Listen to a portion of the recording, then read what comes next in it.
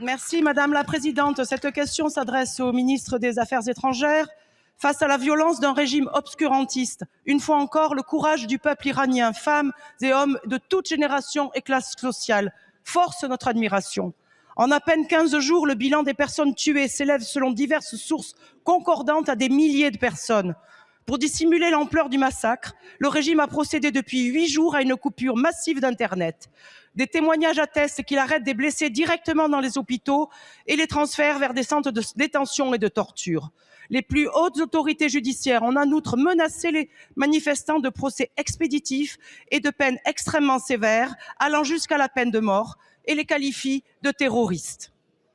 La mobilisation est massive, son amplitude témoigne du soulèvement de tout un peuple à l'issue de 40 ans de répression, de discrimination et de violations répétées des droits humains à une échelle quasi industrielle. Les revendications du peuple iranien sont claires. L'étincelle, le pain, l'électricité, l'aspiration profonde, la liberté et la démocratie. Alors que le peuple iranien se bat pour en finir avec le régime de ces théocrates impitoyables et sanguinaires, le gouvernement français a annoncé hier vouloir convoquer sans délai l'ambassadeur d'Iran en France. Alors, sans délai, le gouvernement va-t-il lui annoncer qu'elle va enjoindre l'Union européenne d'envoyer sans délai des terminaux de connexion à Internet Telsat déjà utilisés en Ukraine?